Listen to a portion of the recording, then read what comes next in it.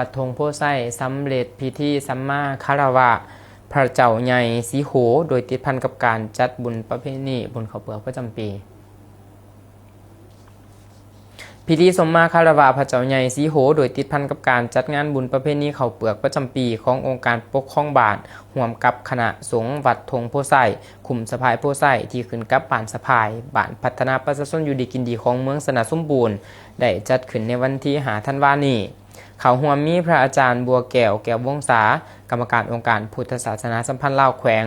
ห้องประธานองค์การพุทธศาสนาสัมพันธ์ลาวเมืองประธานองค์การพุทธศาสนาเขตสงสะพายพระอาจารย์คำหมั่นธนบัตรห้องประธานองค์การพุทธศาสนาสัมพันธ์ลาวเมือง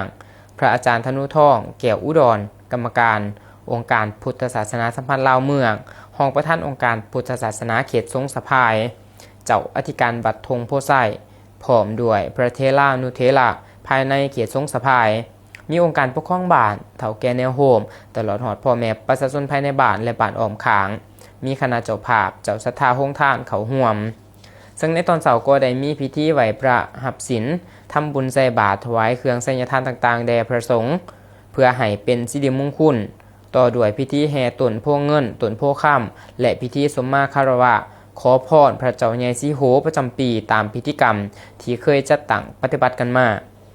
พระอาจารย์ธนุทองแก้วอุดรเจ้าอธิการวัดธงโพไส้ให้สัมภาษณ์ว่าการจัดพิธีสมมาคารวะพระเจ้าใหญ่สีโห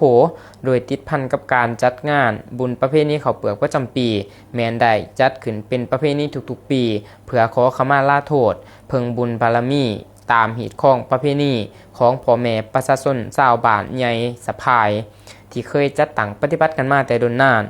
นอกนี้ยังเป็นการอนุรักษ์รักษาหีดของประเพณีอันดีงามของศาสตร์ของท้องถิ่นให้ยืนยงพร้อมทั้งเต่าโฮมความสามัคคีหักแพงของพ่อแม่ประชาชนชาวบ้านใหญ่สะพายและบ้านไก่เคียงให้แน่นแฟ้นยิ่งขึ้นกว่าเก่าและอีกอย่างหนึ่งก็เพื่อเป็นการสมทบทุนเขาในการก่อสร้างเส้นทางเบตงหอมจ้อยของบ้านที่จะได้ลงมือก่อสร้างในตัวหน้านี้ให้สำเร็จตามแผนการที่กำหนดไว้